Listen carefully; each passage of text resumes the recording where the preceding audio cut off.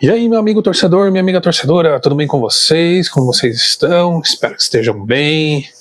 Mais um vídeo aqui falando um pouquinho sobre a semana, sobre as novidades, aí um pouco do que aconteceu, ainda falando um pouco da repercussão da derrota do Flamengo e umas coisinhas a mais que aconteceu durante a semana, beleza?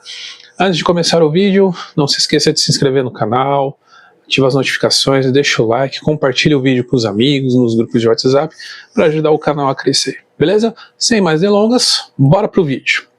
Então vamos lá, falando um pouco sobre ainda a repercussão, né, a repercussão do Flamengo perdendo para o PSG, tá muita gente falando ainda, sendo muito criticado, né, a forma que os batedores do Flamengo executaram suas cobranças, né, muita reclamação.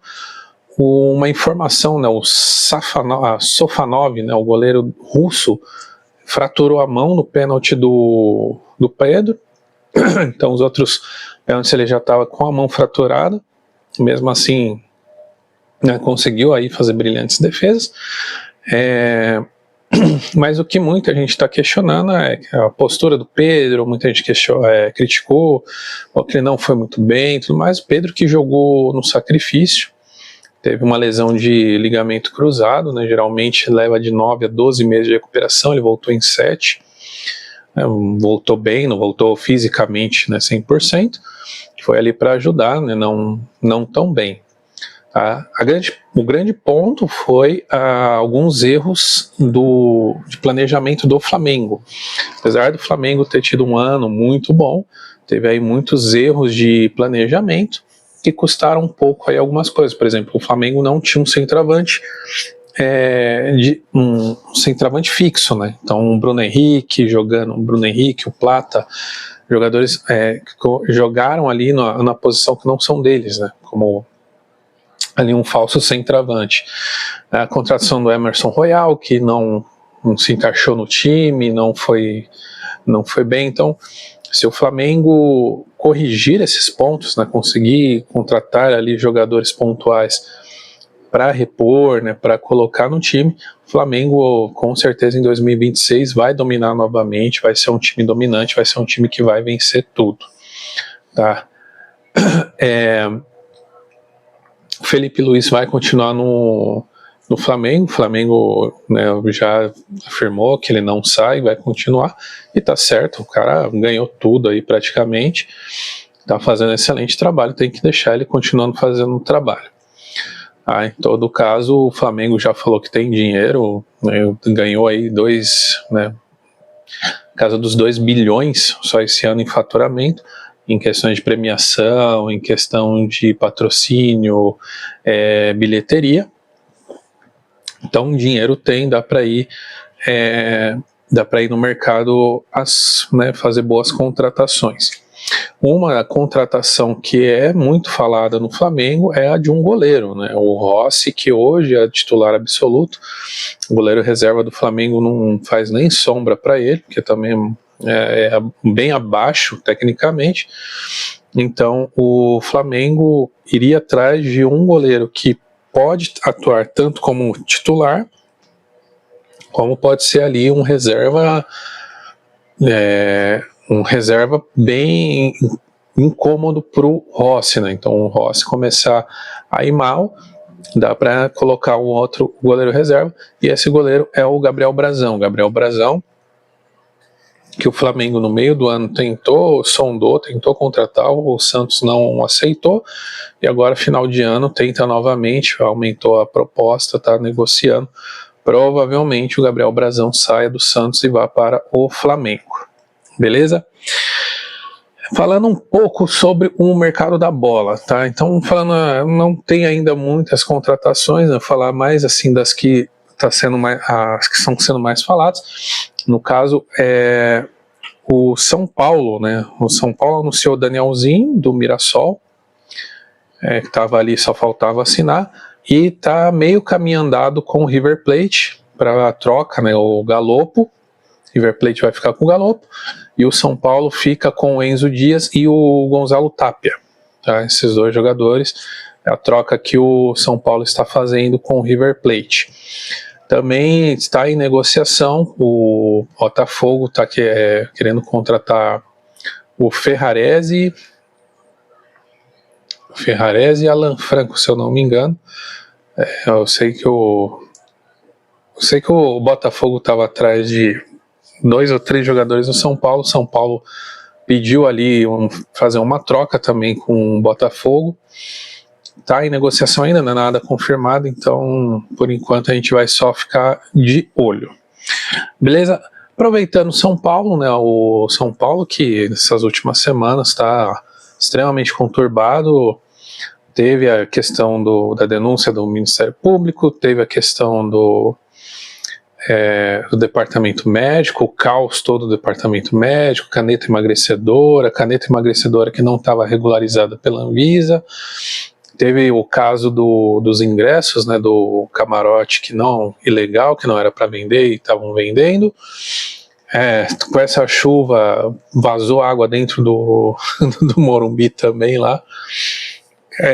Tudo, São Paulo tudo acontece, cara, é impressionante. E teve uma reunião do conselho, que estava tendo a reunião teve que ser cancelada, porque havia o risco de invasão, tentaram invadir a reunião, né? Só que essa reunião aconteceu, e essa reunião teve o orçamento, né, aprovado, uma aprovação ali muito acirrada, apenas 5 votos a mais, e teve as metas para 2026. Eu vou te falar as metas, você que é torcedor são paulino, deixa nos comentários o que você acha dessas metas. Paulista, tem que chegar na final e ser campeão. Meta do São Paulo. Então a meta do São Paulo para 2026 é chegar na final e ser campeão paulista. No Brasileiro, 6º lugar. E na Sul-Americana e na Copa do Brasil, nas quartas de final. Essas são as metas do São Paulo para 2026. Aí eu falo para você, torcedor são paulino. O que você acha dessas metas? Deixa seu comentário aí. Pode deixar com respeito, com educação. Eu sei que não dá. Eu entendo você, eu entendo a sua indignação. Mas deixa, o que você acha? Não dá. Essa diretoria é patética. Aproveitando, teve o anúncio do Diego Fernandes, né? Ele falou que ia anunciar dia 16, né? E anunciou. O que ele está atrás é o Open Day São Paulo. Isso, é o São Paulo Open Day. Tá? O que é esse São Paulo Open Day? Vai ser no dia 6 de abril, mas resumindo, um resumo muito alto, é um workshop onde vai ter investidores brasileiros, investidores internacionais. Ele tem esse aval, pelo que ele fala, ele está sempre falando que ele só está fazendo isso porque ele recebeu o aval desses caras, desses investidores, para divulgar, para falar, que é mudar ali a mentalidade do conselho, mostrar que dá para ser feito muita coisa para fazer o São Paulo recuperar a sua história, recuperar a sua imagem, recuperar a sua grandeza. Então vai ter esse São Paulo Open Day, tá? Mas uma coisa que por mais que é complicado, gente, mas o que eu vejo dele é que ele está batendo muito na tecla de que isso tudo só vai acontecer se o São Paulo mudar o estatuto, o que deveria ser feito já para ontem, né? O Estatuto de São Paulo está aí desde 1950, não foi alterado, só foi alterado quando o Juvenal Juvencio quis colocar um 3º mandato, né? E aí que foi onde a vaca atolou, a vaca foi para o brejo no São Paulo. Então só aí mudou aí, mas o restante ainda está com aquela mentalidade de antigamente, de quando o presidente do clube só precisava ter amor ao clube e montar um time para ser campeão. Hoje, com o futebol profissional do jeito que está, com o tanto de dinheiro que rola, entradas, saídas de dinheiro, não dá mais para você ter essa mentalidade, um estatuto com essa mentalidade. Você precisa ter um estatuto com uma mentalidade mais profissional. Um dos pontos também é a separação do futebol com o social, tá? Então isso é algo que, se fizer essa separação, já ajuda bastante o São Paulo, porque daí tira um pouco dos conselheiros, desse poder que os conselheiros têm, e aí ficaria somente ali a parte do futebol, o que já seria meio caminho andado para uma SAF, tá? Então vamos ficar de olho aí também, acompanhando, né? Eu quero que você, torcedor São Paulino, deixa aí nos seus comentários o que você achou desse Open Day, se você acha que é uma boa, se não é uma boa, se vai dar certo, se não vai dar certo. O fato é que pelo menos a gente vê que tem alguém tentando fazer alguma coisa, tentando mudar, tá? E quando alguém tenta mudar é bacana, é interessante para o São Paulo, né, para o torcedor São Paulino, isso é muito bom, tá? Bom, falar aqui um pouquinho rápido, né?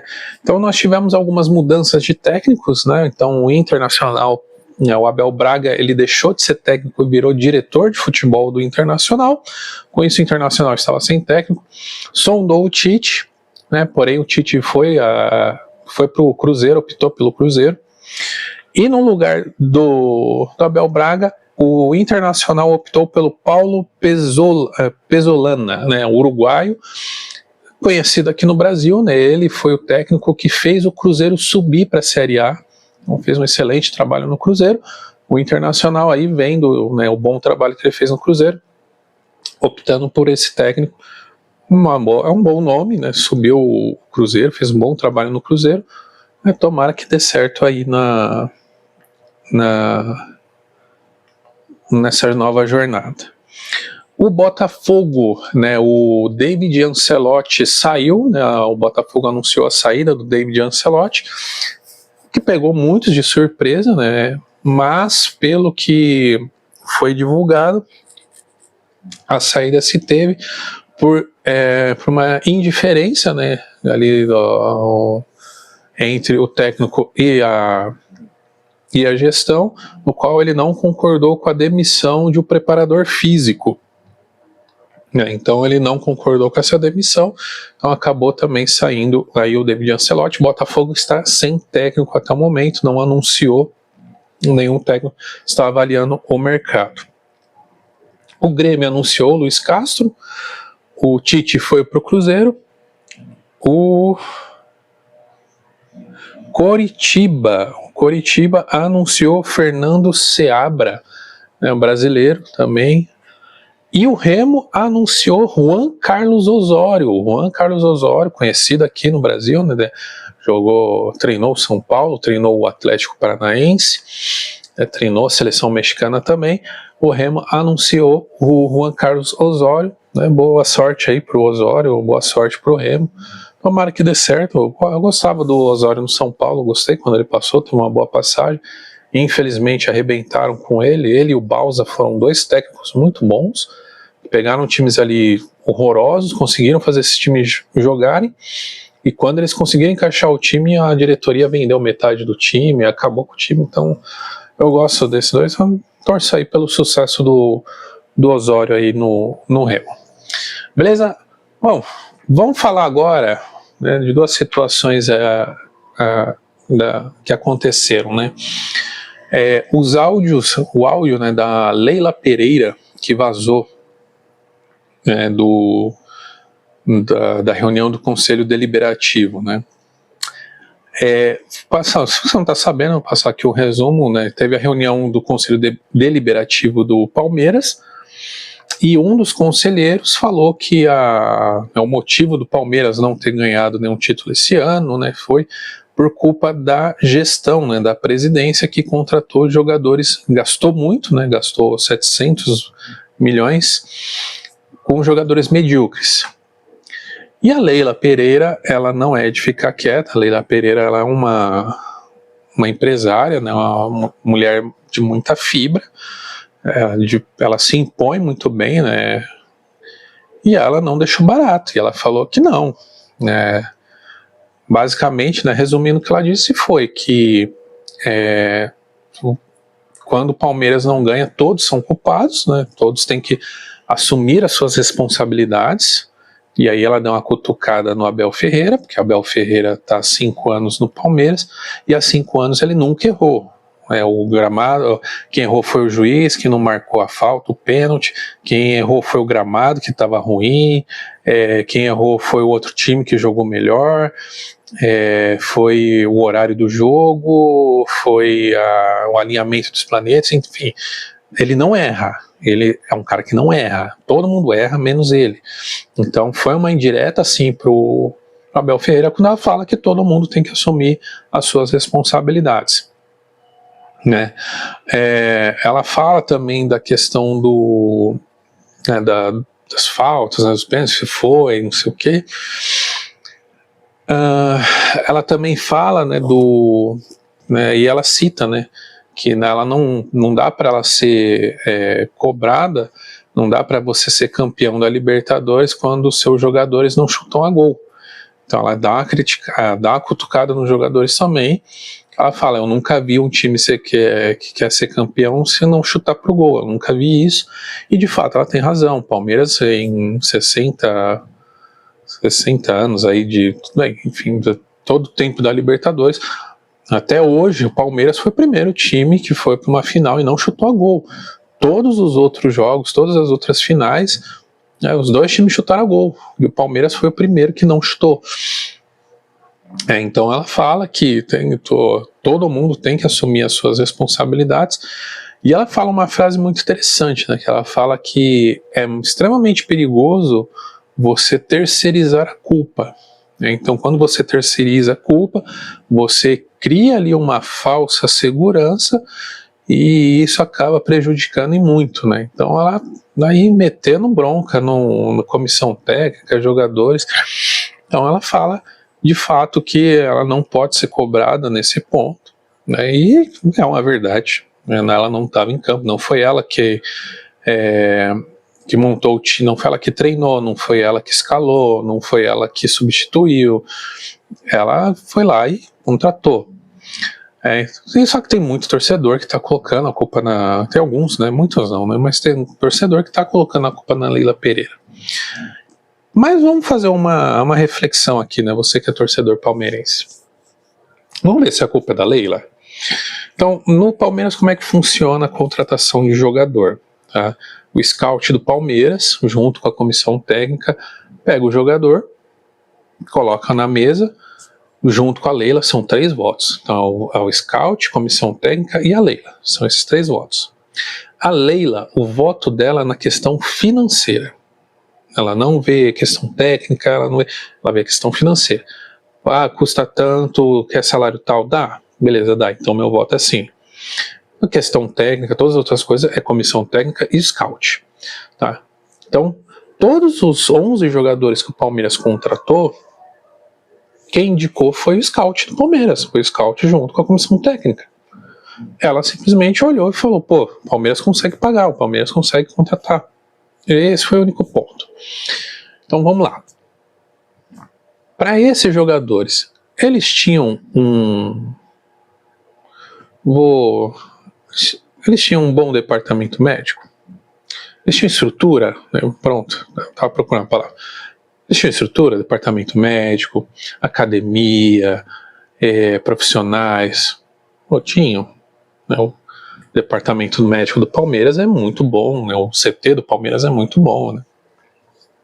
Com a reforma que fez, ficou de primeiro nível.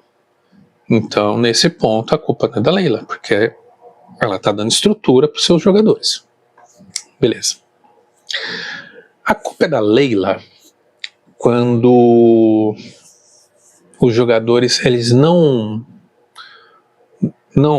time não é montado certo. Quem que monta o time? Não é o Abel? Será que a Leila vai lá no Abel e fala, não, eu quero que você escale o time dessa forma? Eu acho que não. Ela é uma excelente empresária, mas do campo ela não entende. E quando eu falo que ela não entende, é na questão tática. Nesse ponto de dia a dia do jogador, treinamento. Ela não fica lá. Ela não acompanha todos os treinamentos dos jogadores, ela não acompanha as táticas, ela não acompanha é isso que eu quero falar. Não estou entrando no demérito de conhecimento, mas ela não acompanha o dia a dia dos jogadores para saber qual é o jogador que está mais apto para jogar, qual é o jogador que está menos apto, quais foram as táticas treinadas, né, as jogadas e tudo mais. Ela não conhece. Então, teoricamente a culpa também não é dela. Agora vamos para o ponto mais importante, que é onde a maioria dos jogadores, quando o time começa, né, os jogadores começam a tirar pé, a não jogar legal, geralmente envolve uma questãozinha financeira. O clube está devendo luva, premiação, salário, enfim, o clube está devendo. Não é um mês, é 2, 3 meses que está devendo. O Palmeiras está devendo seus jogadores? Até onde eu sei, não.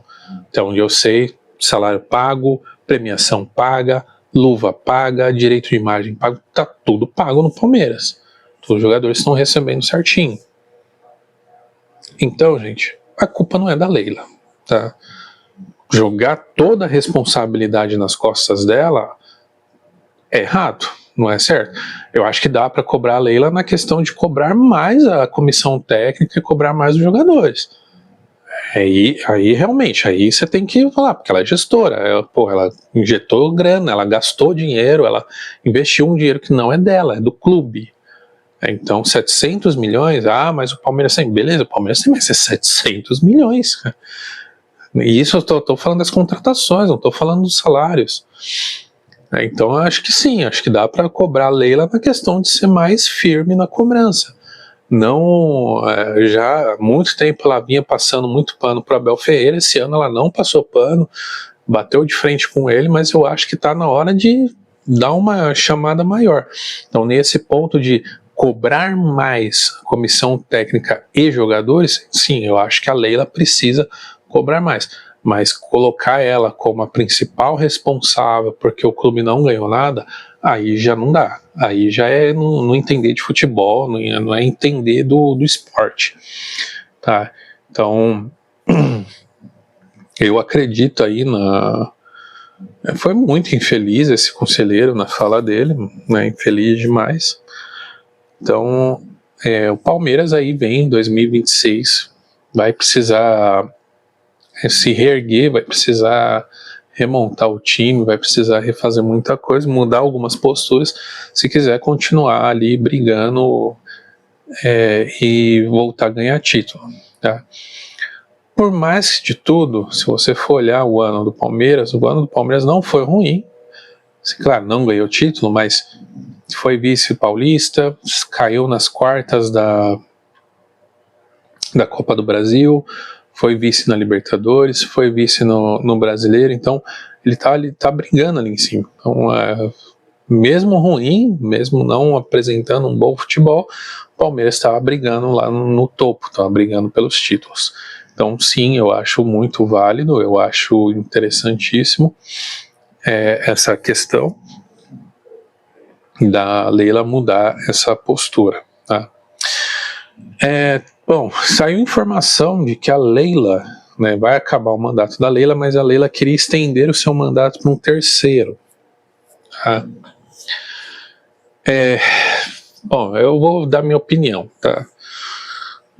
Leila, se esse vídeo chegar para você, acho muito difícil, mas se chegar em você, Leila, não faz isso. Não faz. Vou te dar o exemplo, o seu rival aí do seu lado fez essa mesma cagada e olha como ele está hoje. Tá? Juvenal Juvencio, quando ele pediu o terceiro mandato, São Paulo estava voando. Tricampeão Libertadores, tricampeão Mundial, tricampeão Campeonato Brasileiro, São Paulo estava voando. Mas olha hoje o buraco sem fundo que está o São Paulo. Isso porque o Juvenal, não, eu quero um terceiro mandato, não sei o quê. Leila não faz isso. Sai de boa, faz como Paulo Nobre fez, ficou os 2 mandatos, saiu, entrou o Gagliotti também fez os 2 mandatos, saiu, você entrou muito bem, continuou, tá fazendo um baita de um trabalho, né? Quem fala que a Leila não tá fazendo um bom trabalho no Palmeiras não entende de futebol. Então não faça isso, Leila, porque você vai precisar se envolver com o conselheiro, ter que pedir favor. Esse negócio de pedir favor, cara, é a pior coisa do mundo. É a pior coisa do mundo, que aí vai ficar te enchendo a paciência, vai ficar te enchendo o saco e querendo favorzinho, querendo ganhar, tá? Que é só olhar o São Paulo. Eles não estão preocupados com o São Paulo, não estão preocupados com a saúde financeira do clube, eles estão preocupados que eles não estavam participando aí de morder essa boquinha aí da venda dos ingressos. Então, Leila, não recomendo, não mexe no estatuto para você ter um terceiro mandato. Termina seu mandato, entra outro. Quando acabar o dele, se você quiser entrar de novo, entra de novo. Tenho certeza que vai ser muito bem votada, porque o trabalho está aí, está muito bem feito. Mas não faz isso, não mexe no que está quieto. Tá? Não mexe no que está quieto, que vai ser muito pior. Tá? É só olhar para o lado. Só olha para o lado. Quando você olha para o lado, assim, por cima do muro do CT do Palmeiras, você vê a bagunça que é por querer fazer isso. Por querer mexer no estatuto, mudar uma coisa do estatuto, tá quietinha. Tá? Você que é palmeirense, deixa aí o seu comentário, o que você achou desse áudio da Leila, né, dessa repercussão toda, se você é a favor do que ela disse, se você é contra, por que você é contra, e sobre essa questão dela ter o terceiro mandato, né, de querer ter. Compra o time, pô. Faz a SAF, faz o Palmeiras virar SAF. Você vira dono e acabou. Tem condições, tem grana para isso. Tem culhão, aproveita. Melhor, fica mais legal, fica mais bonito. Então, se é torcedor do Palmeiras, deixa o seu comentário. O que você acha de toda essa situação, né, da situação do conselheiro, do áudio da Leila, e essa questão dela querer um terceiro mandato, ou se você seria a favor também se a Leila optasse por querer comprar o Palmeiras. Beleza? Corinthians e Vasco no domingo fazem a segunda final da Copa do Brasil, né? O primeiro jogo foi bem ruim, né? Um jogo equilibrado porque foi muito ruim, né? As duas equipes muito ruins, o Vasco tomando um pouco mais a iniciativa do que o Corinthians, mas duas equipes que dá um pouco de ranço de você assistir. Mas vamos lá, né? Vamos acompanhar, a gente vai acompanhando as atualizações. Domingo eu trago aqui o pós-jogo de Vasco e Corinthians, a gente analisar como foi a partida, os pontos fortes, pontos fracos. Beleza? Falei tudo? Acho que eu falei tudo. Se eu lembrar de outra coisa, eu faço um vídeo. Beleza, pessoal? Bom, você ficou até aqui, muito obrigado para você que está assistindo o vídeo, né? Não esqueça de compartilhar nos grupos de WhatsApp com os amigos, os parentes, né, que gostam de futebol, que é bem legal para ajudar o canal. Não se esqueça, se você não é inscrito, considere se inscrever no canal, ativar as notificações, marca o gostei, que ajuda bastante o canal, ajuda o canal a crescer. A gente vai crescer junto aqui, beleza? É isso aí, pessoal, muito obrigado, até a próxima e fui!